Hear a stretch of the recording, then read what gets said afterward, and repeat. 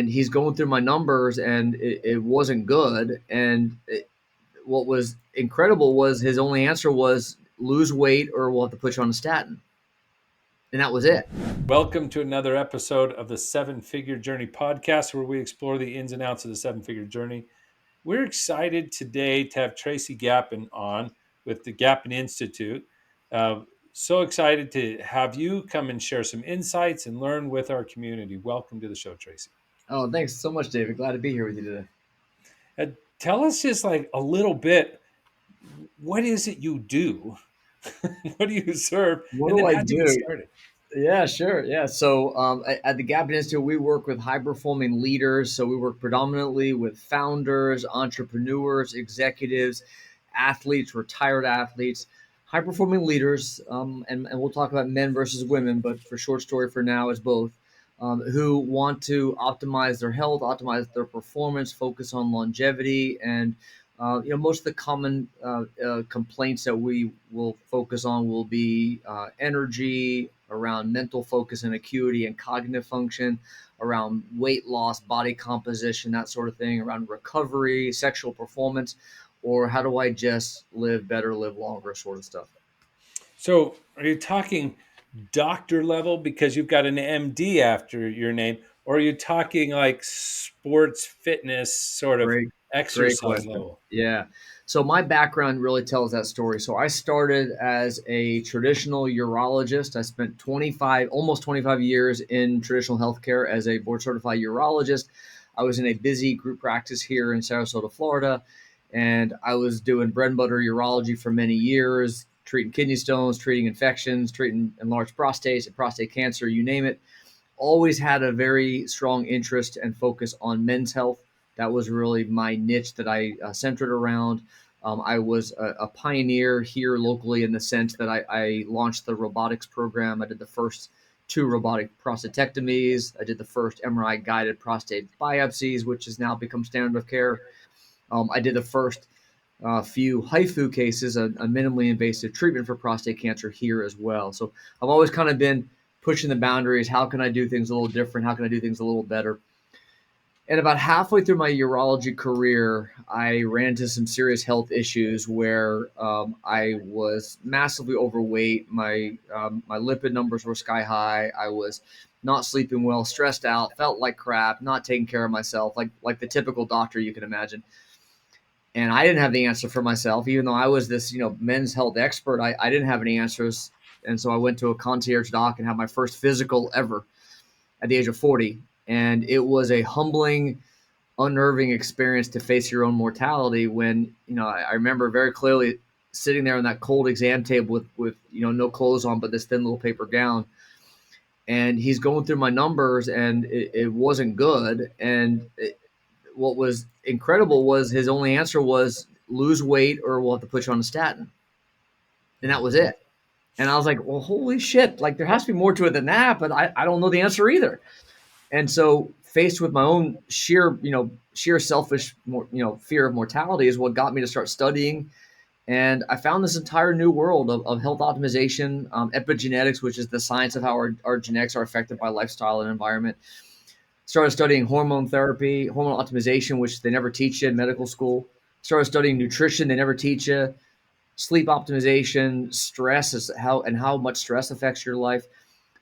Started studying peptides and how peptides can help take your health to the next level, and longevity principles and protocols that have now become much more commonplace. And I put all these new concepts together, and I was able to really transform my whole career, my whole life, my health. Lost a ton of weight, felt better, and I knew I was onto something. And I knew that I finally found something that actually brought me joy again. David, I got to the point where I hated my career, I hated my job, I hated my life. I was miserable in this urology practice, taking call every night in the hospital, stuck in this big pharma and insurance control world of disease care medicine, I called it. And I suddenly found this whole new world that changed my health and my life. And when I started sharing this approach with my patients in my urology career, they lost weight, they regained energy, they got younger, and they felt great.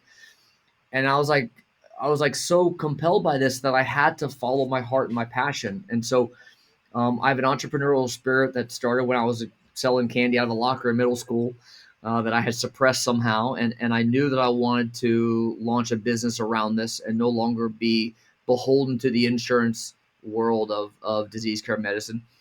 And so I jumped off that figurative cliff one day when I said, I've had it, I'm done. And I did what very few doctors do, and I just said I'm leaving.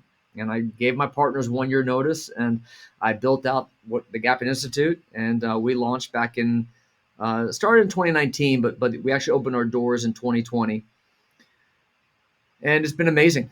It's been an amazing entrepreneurial journey. It's been amazing personal development journey, as you know what that's like. Starting a business, and I've spent many years, many hundreds of thousands of dollars in business masterminds and courses and groups and coaches, and now I could tell you that I just freaking love what I do, and I work with high performers who want to be the absolute best again, and that's how I help them. Oh, that's neat. Yeah. Uh, Several of us jump off from a career of one sort or another as we start up our own businesses. It's fun to hear of yours. I mean, yours was a complete shift, though it has to do with health instead of disease treatment. You're into Yeah, helping people live a full life now. yeah, Yeah, yeah. And I was close to leaving medicine, which would have been a shame for all the decades that I had spent in training and practice to throw all that away. And what I found was I was able to leverage that background, leverage that knowledge base and expertise that I have, and repackage it in a very different way. And I had to go back to school and certifications and courses to refine that knowledge. But now it's a bedrock of everything we do, and our business has exploded in large part because one of our big selling points is it's backed by a medical doctor, which most of the longevity clinics out there are not. yeah. Yeah, Um, I mean, I won't dive into some other specifics there, but let me ask: when you did your leap, were you, uh, were you a married man with kids, all that kind of stuff? How did they take your yeah. entrepreneurial seizure, as we like to call Yeah, I'm incredibly fortunate that my wife has been so overwhelmingly supportive and understanding through this. I have a wife. I have two. My kids are 8 and 10. They're my why, and I talk it? about this all the time with my clients. What's your why, and everything's centered around that. And you know, I was a different person when I was a urologist, and I didn't like who I was. And I could come home and try to turn it off, but you could never escape it Yeah, because yeah, every night I'm getting called back to the hospital, emergent surgery, kidney stone, bleeding, whatever, taking care of other people. I was so focused on my career because I had to be that I was neglecting myself and my why, which was my family. And so, yeah, to answer yeah, your question, they've been incredibly supportive. I had have a big mortgage I had to cover, and it was a scary couple of years in the beginning. Am I going to be able to make this? And now my only regret is that I waited so long to jump off that figurative cliff. yeah, yeah. Yeah, I can't agree with you more. And yeah, so that's fantastic. And what's fun is you didn't just jump off the cliff. I mean, you picked up some speed, you picked up some wind, and the wings spread, and you started to really fly and soar. I yeah. mean, you've now passed that $1 million mark, which all of us on this show pretty much have now. The question is now that you're off and going, and you've been learning and growing, what's helped you from this point or from that million spot to where you are now? What's really helped you succeed? What have been some keys or nuggets you could share with us? So in the beginning, I didn't know what I didn't know, and so I have found that masterminds were incredibly helpful. Getting around communities of other entrepreneurs who are going through what I was going through, and there are health related masterminds I've been part of. There are non health related, but I think that's been a big part of it. I have an amazing team around me, so I found I have a right hand and a left hand, two directors who are incredible when it comes to the administrative side of things, the marketing and business development side of things. That has been really huge. Um, Another big part of it is to focus on what is the actual transformation you're providing. And that for me has been so important. We want to sell stuff, right? I want to sell packages and programs and courses and a list of a bunch of deliverables on a check boxes. People don't care about that shit. They want the outcome they're looking for. And I think the most valuable thing you can do to grow your business, and this is for when I was first starting as well as even now, and we're still working on this today, is what is the transformation you're providing to that individual? How are you helping them? And that's all the business is they're paying you to solve a problem. And when you can be really clear about what that problem is and solve it better than anyone else can, that's when the business takes off. Yeah. Two nuggets out of there, right? So one, never stop focusing on reinventing your product, or in other words, whom do we serve, what do they need to achieve, and then how do I go about doing it? This is a strategic decision that has to be made and followed over and over again. It's not a one and done. That's right. Keep looking, keep focusing, keep changing. And then number two, you have freed yourself up so you could do that by way of having someone else who's running the administration, the operations that it's rolling, Mhm. and Yeah. someone who's running the sales and marketing and those types of things. So Yeah. you could keep focusing on how do we solve that problem for our Yeah. customers, Right. which a lot of us, I mean, we solve the problem, but then when we start trying to scale, we don't have the team around us to do it. Yeah. Yeah. And our time's limited. Exactly. So that brings up, two other key points that I'll bring up. One is SOPs, and standard operating procedures was really a game changer for us. And this was about 18 months ago when I finally got those in place, when everything really started to change for us and we started to get some real momentum. And the reason that was so important is to provide a consistent experience and deliver on that promise of that outcome transformation you're talking about. It needs to be very articulately described so that your team has no question about what that is. We talk about from the book Clockwork, our queen bee's role, which is that one thing that nothing else is done. Just that one thing you focus on. If that isn't done right, nothing else matters. Our queen bee's role, which is the thing that matters more than anything else, is three words: amazing client experience. And for us, every day we still talk about this. 5 years later, we're talking about our queen bee's role, our QBR is an amazing client experience. If you do that, you're going to succeed. The SOPs tell you exactly how to do that so that it's the same way consistently every time. And that's really important because point number two is now I don't see the patients, the clients. I build a team around me. I have medical providers. I have PAs. I have functional medicine trained health coaches. I have concierge nurses. I have client care coordinators. I have all these layers of service that have been packaged together so that I can, people talk working on the business rather than in the business, but in reality, those SOPs are what enables that to happen. So people say, well, yeah, I got to stop working in the business, work on the business. Well, you can't do that until you've established the SOPs so that you can hand that manual, that book to someone else and know that it's going to be done exactly the same way you did. Otherwise, you're going to fail and you can't scale. Yeah, no, absolutely. We find that, and I mean, you've nailed it. You pass that million mark. If you want to get to the 3 to 5 million, Yeah. just that far, if you don't get the right people in place and you don't have the right processes there, it all starts coming apart around you. Yeah. What you do is you experience this up and down, right? Up in the revenue, down, up and down, up Yeah. and down, That's right. or you grow and your margins disappear because you're less effective. Everyone's running around. It's that shift from being the artisan into, do I have an actual business? Yeah. You're And exactly right. And is it a job or business kind of concept is so relevant here. And the only way you can do that is with very crystal clear SOPs in place. great. And did you go in and write those SOPs, or how did you use your team or an outside expert to help you pull that off? That was all internal, um, but I didn't do it myself. So the part that I do, like the medical management, the treatment, how do I evaluate tests? How do I prescribe hormones or supplements? How do I use peptides? All the medical stuff, I did. That's me. That's my expertise, and I just made tons of videos and then used AI to help, and we continually refine them and make it easy. The pharmacy team did their own. And then I reviewed it and we edited it, whatever. Each team made their own training manual as if they were training another person to do that job. And then I worked with them to refine it and improve it. That's how you can do it efficiently. You can't do it all yourself. Yeah, yeah. No, I love that. Again, so we do a third key. So if we have people, we've got processes. And the third one is you've been co-creating this business with the team instead of thinking, well, they got to do their jobs and I need to carry it on my back. Right. That's a key shifting. So thank you Yeah, so much. definitely. Great little nuggets. Well, now you're Yeah. at this spot, right? And you kind of mentioned before the call, you're looking at expansion. It's time to get across the country. right? Florida's been blessed long enough. Let's see some of the other places and the high Yeah. performers there. What are Yeah. the challenges you're facing as you expand? Yeah. God, Maybe this we is a could help. fun part we're in right now. Yeah. So when we first launched 5 years ago, the plan had always been 3 to 5 high level executive lounge type feel centers scattered throughout the country.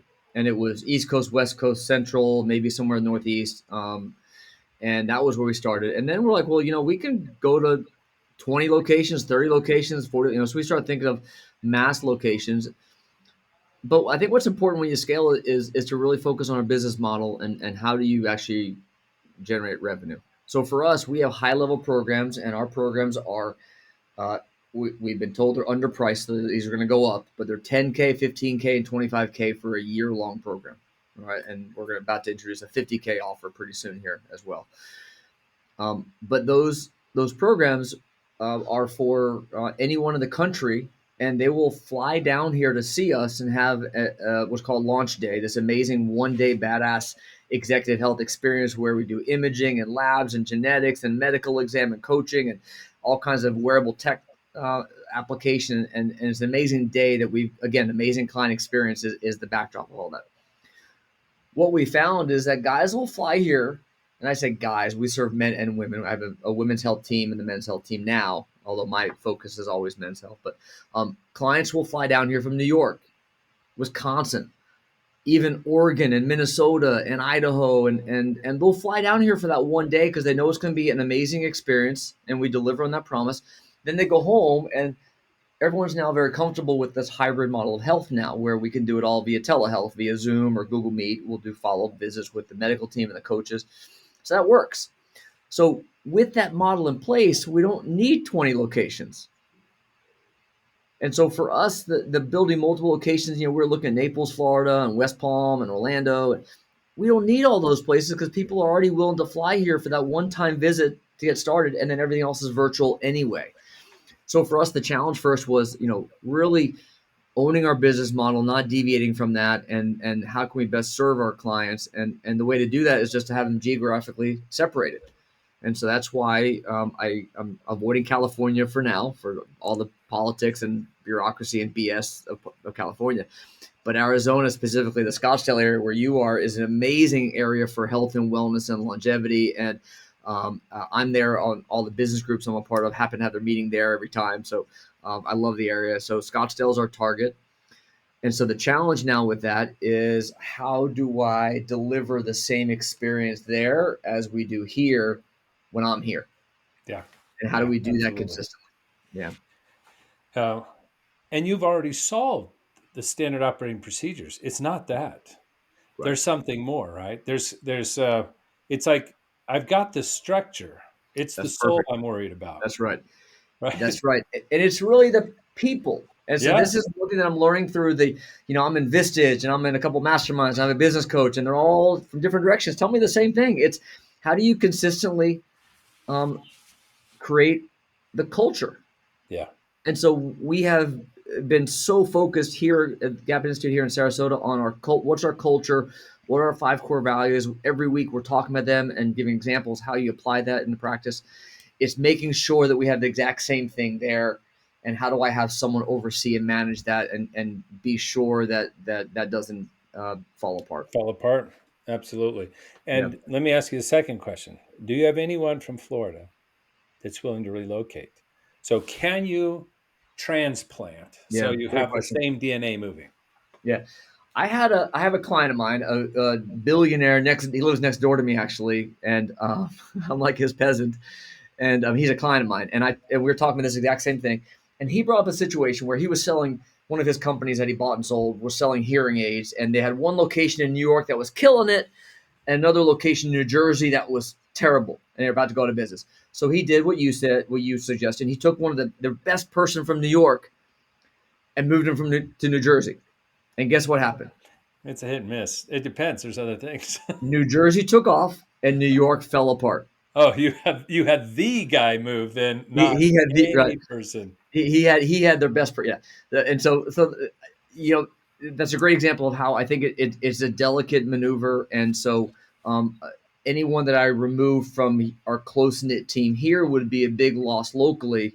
But what I will do is have my team go there temporarily, have the Arizona team come here temporarily, and have an operations director, director of operations, or an chief operations officer at this point, a higher level hire to help ensure that consistency as well. But I think there's definitely going to be some cross pollination and overlap, and have my team at least spend some time there. I don't know if I can get any of my team members here who want to move there, or if I want them to move myself either. So it's a great question. Yeah, and the issue is like, I mean, any of these solutions have their negative, Yeah, or they can have their positive. yeah, I've watched businesses fail doing all of the things we've talked about and five other ways of trying to pull it off. yeah. And I've watched businesses succeed doing all of those same ways. So Okay. it's not Yeah, necessarily the approach, though the yeah, one way works better with your team versus another. yeah. Um, all of them can work if we can transplant the culture, the passion, right? Yeah. That Yeah. you called it the queen bee piece, the QBC, right, or whatever. What was Creamy that? roll. Yeah, Yeah, yeah. the QBR. Yeah, if you could transplant that where everyone gets it deeply, Right. Yep. that's our key. Then there's lots of structural things we could do to help, or ways of making this work. Um, Yeah. let's unpack this cultural piece, Yeah. and maybe this can be helpful because I mean, what we're saying is if this works, we now have bases that people can fly to easier. It's closer location. The, Right. the key that they want is one flight. I don't want to change flight. Yeah. That's for executives. That's my measurement. Yeah. Can we do it in one flight? Tell me I don't have to take a second leg, and then I'm in. Right, a hop in the flight. Some of them just go to private jets just so they make sure they get one flight. I That's just want right. one. I'm So with you. Yeah. so we're thinking let's spread them across here. Maybe have three locations. Start off with one though, one Yeah. second location, a satellite. Yeah. Um, the key for us is let's understand the DNA of this culture. And you talked about your five values. Are, are you comfortable discussing those? And if I push against them or just appreciate them, depending on what you share, you good with that? We dive in a little bit and see. Oh, happy to. Let's see Yeah. if they've Of got course. enough staying power to move to Phoenix. That's what I'm looking at. So Tracy, tell me your Yeah. five values. Yeah, sure. So it starts with integrity and authenticity, and what we mean by that is mean what you say. What I mean by that is that um, if we promise something, it's going to happen, or we're going to make sure that we talk about why it didn't, and we're going to be from integrity. It also comes down to if you screw up, you own it and you admit it. Right. Okay. So all of those are one value, right? That's one. Okay. Keep going. Trust. So our clients trust us, and if they can't trust us, nothing else matters. So trust is the second one, and these are more. The first two are really more client facing. The third one is collaboration, meaning how are we all working together as a team, and we have different departments that can function individually, but without each other, they don't work. Right? You need them all.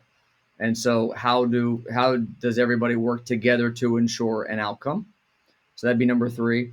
The next one is growth mindset, and by this I mean no matter what department you're in, you can always contribute something to that client experience. How can we be better? And my team will often come to me with ideas, whether it's a course or certification or program they want to go through to train to be higher, or it can be how can we be better as a company? What things can we do differently? How can we grow and improve as humans, as individuals, and as a business?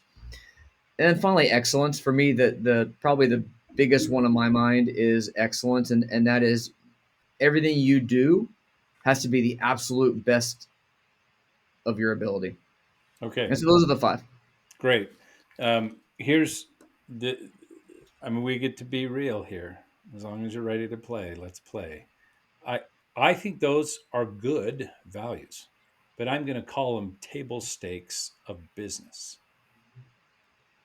Most of those don't tell me, well, that's kind of weird. They don't help me know this is my tribe. So a culture that perseveres, that somehow can move from place to place to place, is unique enough that everybody knows it when they walk in the door. It just feels so different. There's something about it. It may be a little weird. It may be jazzed up a bit. It's personal.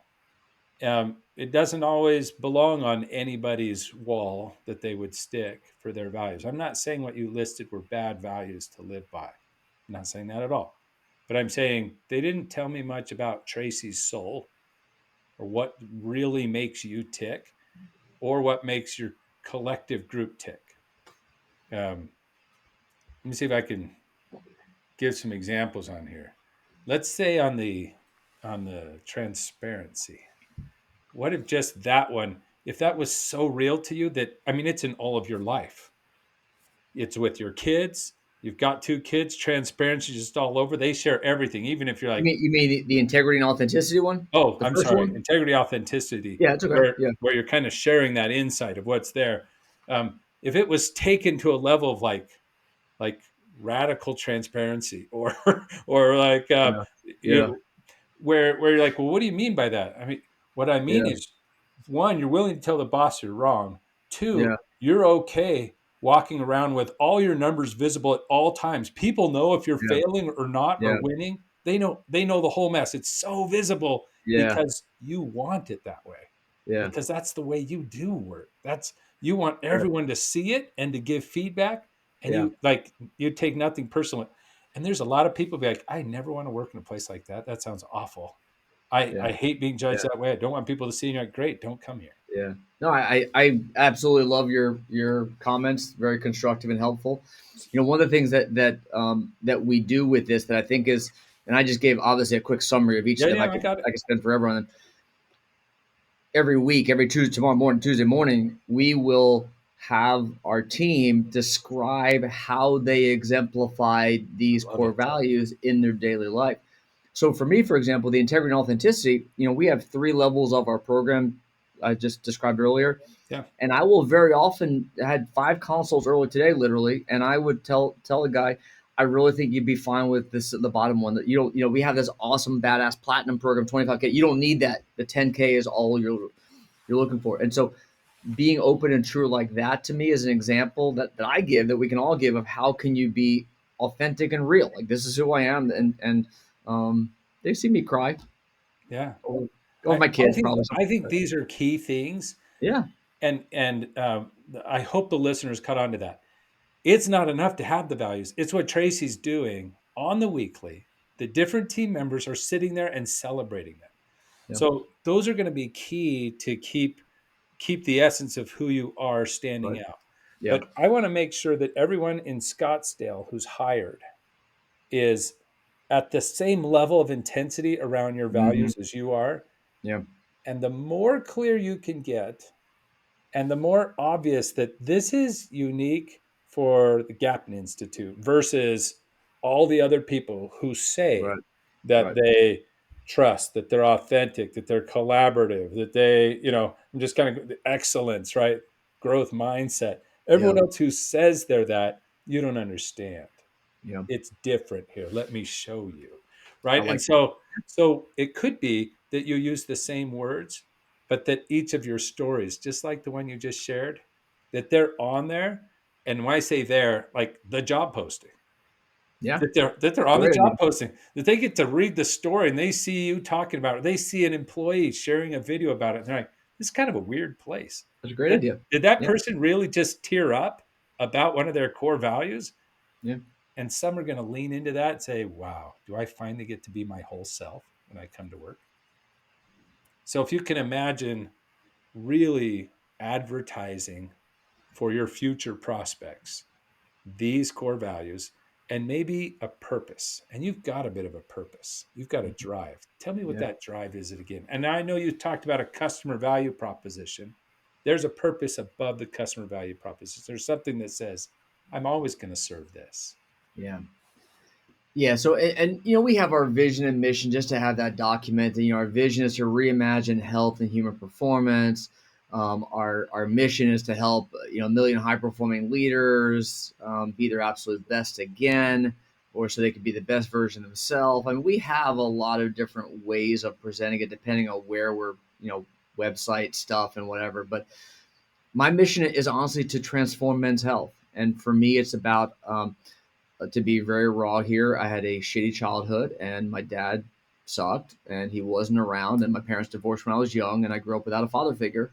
Yeah. And for me, it's how can I be the best father that I can be? That's why yesterday was so near and dear to my heart, being Father's Day. Yeah. But how can I help every man I work with be the most present and engaged husband, father, leader that they can? And that Yeah. starts with their health. And to me, I, that's what it's all about. And I so, love like that, that. Like, you're like, and I get I'm all like trans- emotional. Just yeah, yes, that's how powerful it is for me. that's what we're talking about. And you have a practice that's for women's health too. We do. And so, we just want to transform the lives of people through their health.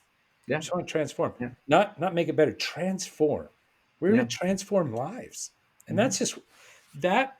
I want to signal that out. If you want to come and transform lives, and if you want to be able to do that while being authentic, right? While like having a crazy growth mindset, pushing, which means failing, and we're okay with that as long as we saw you were pushing hard, right? If you want to boom, boom, boom, we need to signal to people that it's that kind of individual. When you Mm-hmm. find them, you will have thought they grew up in your backyard right there in Florida, and they were Yeah. your people coming from your office. And they'll exist all over the world. But let's signal for that. Because what we're doing is we're kind of waving a banner and we're saying, are you part of my tribe? And you Mm. need to be really clear who belongs in the tribe and who doesn't. Yeah. And I don't want this to be HR scrubbed. I want a hiring process that they're listening. And if you don't see the person on the other side, when you're like, well, tell me about a story when you really showed that kind of trust, right? Tell me about a story when trust meant so much to you. And if they're sharing the story and they sound professional and well thought out and articulate, I would brush them aside. Mm-hmm. If they're sharing this story and they're leaning in and they're getting excited and maybe a tear comes out or maybe they're kind of like, whoa, and they sort of forget they're in the interview. They got that value. Yeah. I like this. Let's move to the next one. And Yeah. if I don't hit a 5 for 5, they're just not in. Mm. It will Yeah. be the thing that breaks. That's Yeah. the only thing that can break your SOPs Mm-hmm. is the wrong Yes. person in the seat trying to deliver against it. You're absolutely right. It's all about the people. Love It it. it really is, and I love that you've got the values. I would lean harder into your purpose. That one, we are transforming lives. That's just what we Appreciate that. do. We Appreciate that. transform Great lives feedback. starting Yeah. right through their health. Do you want Yeah. to be a part of it? And anyway, hopefully that was enough of a small nugget. Some of the other practices you're doing on the weekly, and I'm sure in your one-on-ones, in your larger celebrations, pointing out where the vision was served, right? Where we were after Mm. our purpose, where we just helped this year, we just hit whatever 800 lives that we just transformed. Yeah. We've just got 900,900, whatever to get to our million, right? We're just tracking against that and we Right. have a date Yeah. they can feel excited Sure. about. That's what we Sure. want to do. Mm. Those can be some keys, is tracking and watching that. And then the other is, even though they're in a distant place, they're still your direct report or your Mm-hmm. operations leader direct Right. report Right. that is having a regular one-on-one. They're watching Yeah. and seeing, and they may be doing a skip level to understand, is it being lived Mm. here in the beginning, right? Love that. Yeah. Great point. And so just Yeah. some thoughts as you're opening new Thank you. Thank places. you. Yeah. That's definitely the biggest challenge facing me moving forward is that scale that you're talking about, and how do I ensure that consistency? Um, uh, I've watched Chick-fil-A do a good job of this. So you're like, wait, I'm not Chick-fil-A. I'm not doing a franchise. Yeah, but hear me out a little bit. Find that person and then say, come back and have your education.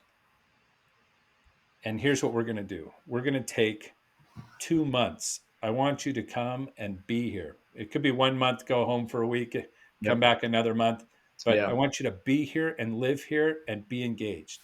And Hmm. then at the end of that, if we all agree it's a win, they let them buy their franchise for like 10 grand. It's nothing for like Really? oh Yeah. yeah, but they're proving them for over a year. Okay, Hmm. they're proving them for over a year, and then they buy it for pittance and they do a rev share. You don't have to do that style, but the idea of come and be a part of it and let's see. And if at the end I don't think you're a good fit, or if I don't think you're a good fit, I cut you. If you don't think we're a good fit, you cut us. Hmm. But I'm not going to let you start an office until I know you're the right person. Yeah. And it could be that I think you're a good person and you've just invested 2 months. And so here's 20 grand, 20 grand to walk away and not take this opportunity. That's powerful. If they take the 20 grand, you saved a ton of money not having them lead that group. Oh yeah. Yeah. Let them walk. Yeah, for sure. We use a smaller number because we're not setting up brand new offices, but Hmm. we'll put 5 grand out there Yeah. for an employee Yeah. after they've been here all right, they've been with us for 2 months. Here's 5 grand. Thank you so much. If you're willing to stay, you're going to have to tell me and write a letter why you chose to invest 5 grand into our business, because you're passing that up. Tell me why you should be here. Hmm. And that way they have bought in as an owner at that point and had a chance to walk away and say, okay, I learned some good things. I got 20 grand to go to my next opportunity, or I'm all in.